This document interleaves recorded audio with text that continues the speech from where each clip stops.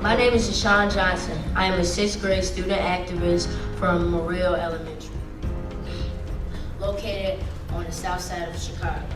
In 2013, Rahm Emanuel tried to close my school. I fought back. Since over 50 public schools have closed, there have been an increase in budget cuts. No, there have been massive budget cuts, an increase in charter schools, and 5,000 plus teacher and staff layoffs. Programs have been cut like music, art, library, and sports. Public education is under attack in cities all over America.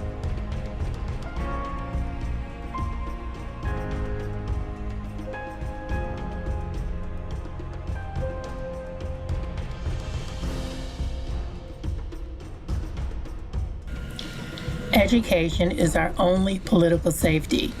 Outside of this ark, all is deluge. Horace Mann. Since 1995, the number of public school closures has doubled. The hope was that closing poorly performing schools would allow students to be relocated to better performing schools. But the cost of closure, the disruption to marginalized communities, and the children themselves are the unintended consequences of this strategy. Between 2019 and 2020, there were 1,130 school closures. Before the No Child Left Behind legislation, the annual closure rate averaged fewer than 1,000 schools annually. After No Child Left Behind, the closure rate increased dramatically, averaging 1,500 to 2,000 schools per year. The hidden costs of school closures are many, and we'll discuss what really happens to children, parents, and educators when schools close.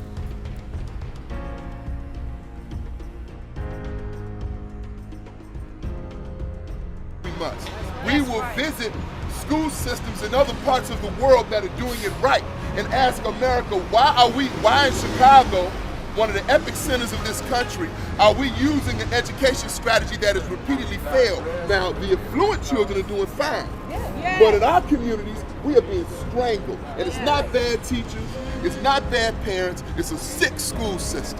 It's a sick school system.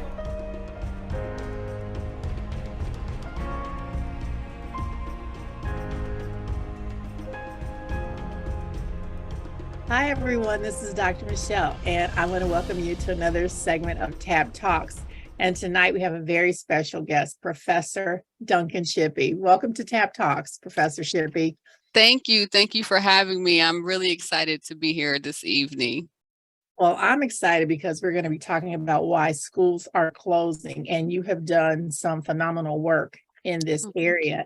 And I was just so excited when I looked at your CV and saw her tremendous work, people. I mean, Google her, read her work. It is fantastic and it's illuminating. So, I certainly was not as aware as I should have been of the trend that we're seeing in this country. And so I'm so glad that Dr. Duncan Shippey is with us today. And I might say Professor Doctor. Okay.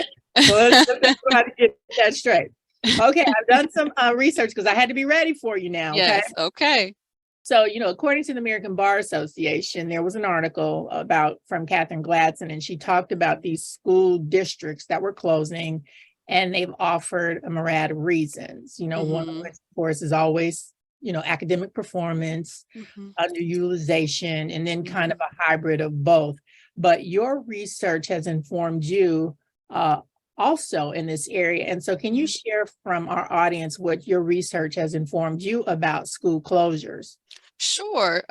So I really came to this work thinking about how we can craft good education policy. How do we think about schools as community building institutions and attempt to leverage some of that? And so when I began to see reports in the late 90s and early 2000s about schools closing, multiple school closures, mass school closures in many of our major cities, I began to wonder what was going on. So I looked at these patterns at the national level using federal data from the National Center for Education Statistics and began to trace some of the trends that we were seeing, because I was interested in examining whether these patterns were evident nationally or if this was something unique to major cities and some of the education policy changes that we were seeing there.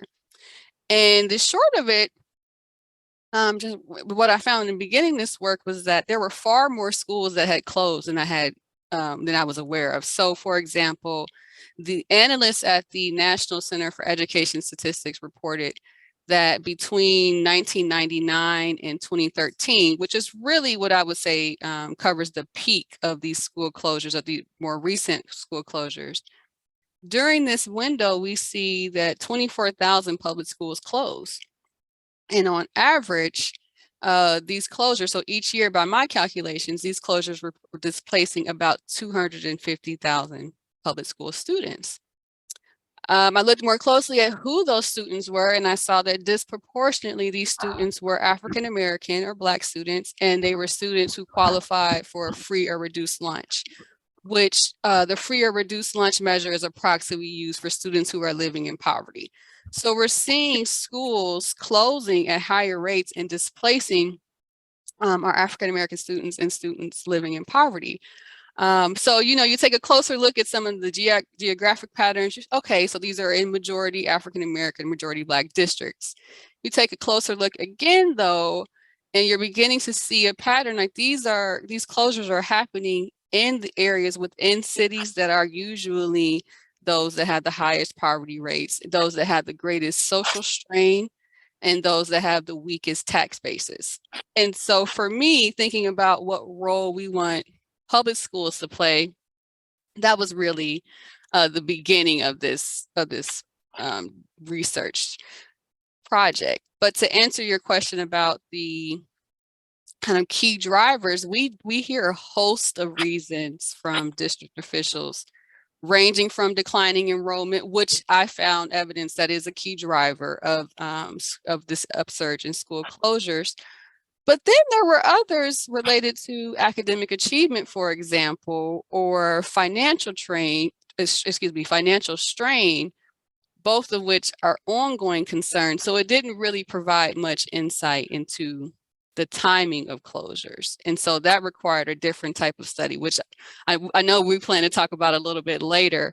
But just with respect to those official reasons that were offered, what I found evidence of, there's certainly demographic changes. So we have city populations declining, or I should say depopulation in many of our cities.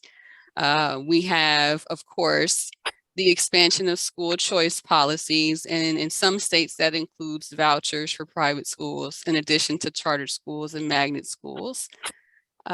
During this kind of the worst of the closures, we also, in addition to having kind of economic strain, we had the global recession of 2007 through 2010. And so that had ripple effects in the following years.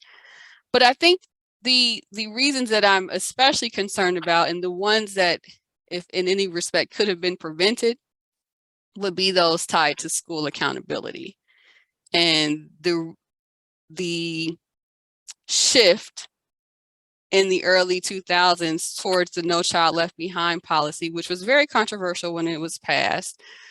This shift to thinking about schools almost exclusively in achievement terms and evaluating schools almost exclusively based on standardized test results, but without factoring in the different conditions in which schools are operating. And so in that regard, many critics, myself included, saw closures in some ways as punitive and punishing schools and punishing districts. And so I think there are multiple factors at play here.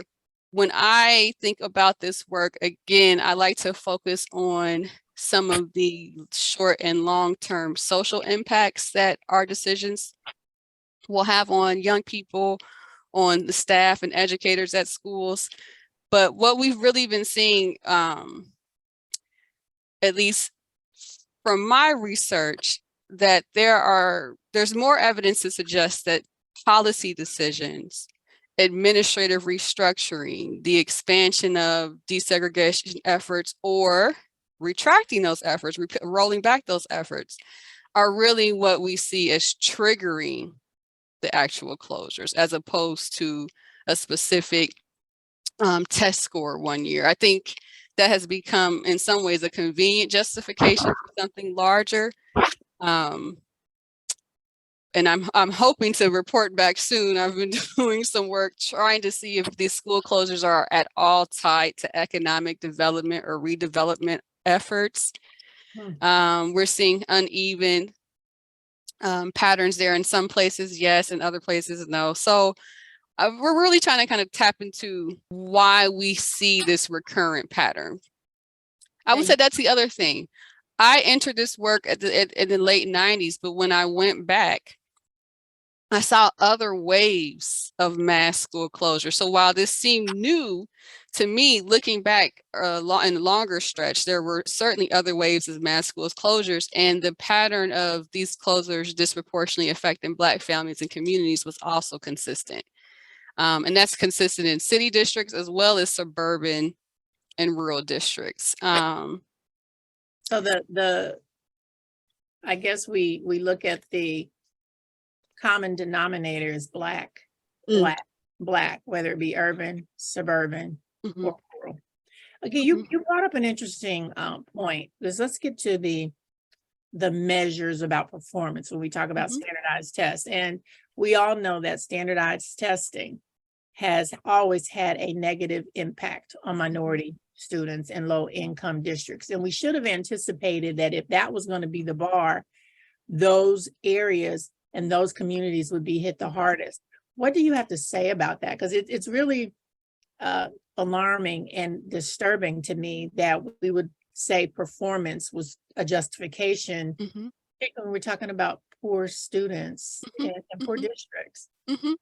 Well, I think your question hits my concern spot on with respect to the support that we are providing students who are living and learning in districts that are strained, that are under strain, particularly financial or economic strain. For me, thinking about the use of standardized test scores, one big piece of it that I don't think gets enough attention is how much schools do in terms of keeping achievement gaps from growing larger. There's a new body of work that's come out to demonstrate, basically contrasting students who are attending school year round, or contrasting students who have summer learning time with those who do not. And they've been able to demonstrate that schools who do not, it's a seasonally adjusted learning, I think is how they talk about it now. They've been able to demonstrate that schools have been able to, for lack of a better term, compensate for out of school differences in resources, and really kind of stand in the gap there when they have these additional learning opportunities. And so it really is helping. And I don't see that in the achievement, in the standardized achievement test conversation. There's a lot about how schools are replicating inequality, or how schools aren't doing enough to close the gap, but I don't think that we're giving enough credit there. The flip side of that is we're asking schools to close something that I believe we created in society. I think that, and when I teach this to my students, I think that the test scores and the rankings that we assign to schools measure the degree to which they're operating in a context where they have the necessary resources. And I mean human, social, economic, I mean the full scale of resources there, where they have the support, where they have the connections with community. I mean, the list goes on and on. I think that when we see those low scores, it's less about students and the potential of students, and it's even less about teachers' commitment and their efforts. And I think it's more about some of these social issues that we've created in really through division. I mean, that's the simplest way to put it. The ways in which our school districts have emerged, the ways in which we've tied schools and home value, the ways in which we've really been able to isolate ourselves at times from different groups with whom we don't want to interact. When we see all these patterns happening across generations, we also see those resources and opportunities to build wealth uneven across those generations as well and across places. And so what we're seeing now in many cities is the outcome when we see these mass closures is really not the outcome of just something or decisions since 1990. This has really been ongoing cumulative effects of bad policy decisions and how we interact, particularly with majority Black communities, but also it has to do with the uneven opportunity with respect to development and building a strong tax base and maintaining a strong tax base, it could be something as simple as maintaining school buildings and just having deferred maintenance. I found that here, deferred maintenance on buildings, I saw maintenance reports from the 90s and from the 80s that were saying that these buildings had issues and it was just deferred. It wasn't a priority and let me say, I do not envy district officials. They're not operating under easy conditions and making decisions about how to allocate resources. And so I understand you might not prioritize building maintenance, but deferring it over decades obviously leads to problems. And so building costs and with respect to the number of students per building with the underutilization concerns, that tipping point in many of our older city districts is coming up. And then I also worry about lead. You brought up an interesting point. I want to go back to that because you talked about the year-round school and the potential academic gap, the gap that could potentially be closed. But if you juxtapose that against, of course, shortages of teachers, right? Then you also have to look at unions that these are members of, saying, you know what, we are already potentially dissatisfied with the conditions that we have, and now you want us to teach year round. There better be some compensation, right? Right. Year-round school, and I think it's the perfect storm because you have these policy decisions, which clearly were policy decisions to defer maintenance, to not really have strong plans to help academic performance. Because I know when you look at a lot of the literature, it talks about that academic performance is directly tied to parental involvement. But you don't really look at the socioeconomic impact of what's happening in some of these communities. When you say, well, your child's not successful because you weren't involved. When there are a lot of parents, I think, that have the mindset, when I send my kid to school, I send them to school so you could educate them, not to send me home, send them home for me to educate them. And it's a flawed way to think, but I think many communities do feel that it's the school's job to educate their children. And, if I have to help with homework, so be it. But at the end of the day, so I think they have the perfect excuse to say, well, if academic performance is low, it's because you and the family, you weren't helping as much as the teachers in the classroom. So I don't know which side of the argument to argue, because you could argue both sides. Right. He makes interesting points. Right. And I do see concerns about parent involvement or parent engagement. I've also seen, so there's I wish I would have actually thought to bring some of her work with me today. There's a graduate student who's at my university right now, and she is examining measures of parent involvement. Her argument is that many standardized measures miss how certain communities are involved, and it misses some of the culturally specific approaches to engagement. So it might not be so much I attend a PTO meeting, but it might be I've talked to you about having a positive attitude towards your schooling opportunities, X, Y, and Z, so you have the right disposition. Or it might not be, I might not be helping you with your algebra homework, but I will make sure that you are listening to your algebra teacher and you're going to your lunch tutoring sessions. And so her argument is that, the research does demonstrate that there are differences across race, ethnicity, and different parenting styles, but she's arguing that perhaps some of our measures are still missing some of that. Wow. That said, though, there has been a shift I would say in teacher preparation with more emphasis on parents as partners, for example. That's a phrase that we like to use when working with new teachers, or thinking about community engagement in a more expansive way. But I don't necessarily think that that shift is a mainstream shift. I think that's a teacher education shift. And I don't think that even just a generation ago, well, I won't say just with schooling. I think with parenting in general, the expectations are much higher. Like, not to be funny, but I don't remember my parents like getting on the floor playing with us often. Not saying it didn't happen, like, or that they didn't play with us or we played outside. But I see parents now where it's just a different, we're playing on the floor together for hours. And I think that's great.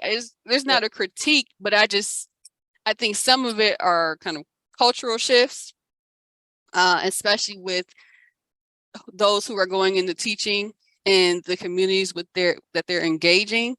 I'm seeing people trying to close those gaps with what they call like grow your own teacher programs. I don't know if you've heard of those. So there will be like pipeline programs in local school districts, and where they're trying to build the like scholarships for students who might be from high poverty backgrounds, and they can attend universities and pursue education if that's what they're interested in. So I'm seeing places experimenting or at least discussing these types of ideas to try to close this gap and strengthen those social connections between communities and schools. But again, and I think I touched on this a bit earlier, I think we put a lot on schools with respect to resolving our social issues. And I think our social issues are much larger than schools. And in fact, I think schools in many respects are some of the only places where we encounter people who are not like us. And so I think in that regard, they play very, very critical roles to where we are, or let's say where we want to be as a society, for those of us who are more committed to a more harmonious collective life. We don't have to be best friends or kumbaya, but we can be a little less contentious and polarized. And so I think when we begin to see the value that schools add, and not just see them as places of status and competition, because that's a lot of what they have been reduced to, we can move beyond some of this very polarized education policy discourse. I mean, because I'm worried about where we're headed. I'm worried about the educational context. So if we have families, which we're seeing families leave city districts in droves, even before COVID. We know concerns about housing costs, concerns about safety, and concerns about school quality are driving those. So some folks stay, they have a great charter school that they found, or a great magnet school that they found. But my worry is now we've reached a point in many districts where those trusting relations are just gone. And families really have no reason to stay in a district, and the district hasn't followed through on enough of its commitments to retain families. And so for me, I worry a bit that city districts are, for lack of a better term, are becoming, that's a little bit too strong, Dr. Michelle. I was gonna say, one question that does bother me, like, are city districts becoming obsolete? We already see in New Orleans, 90+% of students are in charter schools there. And so we see in other major cities, more than half, almost half of students here in St. Louis are in charter schools. Same with Kansas City. So we see DC, we see this pattern time and time again. I think that many families have indicated that they're dissatisfied with district schools, but I don't necessarily think we've taken that feedback seriously. And so some of my future work is looking at the demands of parents with respect to what they want from schools now, not what we think they want, not what we're arguing about on their behalf, but actually listening to parents and saying, what do you expect of schools? What does a good education look like to you? we're out here fighting about curriculum, and I'm not sure as many parents care about the critical race theory, non-critical race theory argument as we are making it out to be. I think it's become politicized, but I don't think that it's the first concern or the main concern that many parents have. I think they want their student, their young person, to feel like they're accepted, like they're in community, that they're seen and heard and appreciated wherever they are. And I think it's just unfortunate that I believe most parents would agree on that point, that they want their child to feel that way. But we keep getting stuck on this idea, well, if your child feels like they're in community, mine will feel outside, and vice versa. And I think that there's a middle ground there that we just are refusing to see at right now. I'm going to go back to a point you made. You know, when John Dewey first talked about the role of education, I'm going way back. So for my academic scholars out there, he talked about one of the main roles of education was socialization. But I don't think he could have predicted that teachers would end up getting into the business of sociology and dealing with a lot of the things that they're now having to deal with. I don't think anyone expected the schools to stand in the gap to do that. So we look at the school's role, and you talked about 250,000 individual students being displaced. What is that displacement doing to their education? Because I know, you know, like you said, when we're talking about what parents really want out of education, I know generationally, my parents wanted me to be college ready. I have the same goal for my children. I wanted them to be college ready coming out of a school. But now you hear people talking about trade schools, not necessarily being college ready. So I think that the demands that are being placed on teachers is like, I just want a decent human being. I think if you talk to most parents, I want somebody who can read basically, can have decent communication, can be self-sufficient, and it may not be they have to be college ready. And so I think this choosing of boutique schools, because again, we glamorize education. We have to be in the best schools, right? Communities, in the best state. And I don't know that those numbers are showing that those children are any more promising than some of these really bright, educated kids that are coming out of urban areas. But I think the segregation of and I hear what you're saying, that our public schools becoming obsolete, because I think people equate public with poor. And so if I don't want my kids going to school with poor children, my option is I'm going to put them in an elite school somewhere in suburbia where I can say my kids have arrived. And I know that's a lot of my question, but to me, what I'd like to know is, what is all this movement doing to these kids?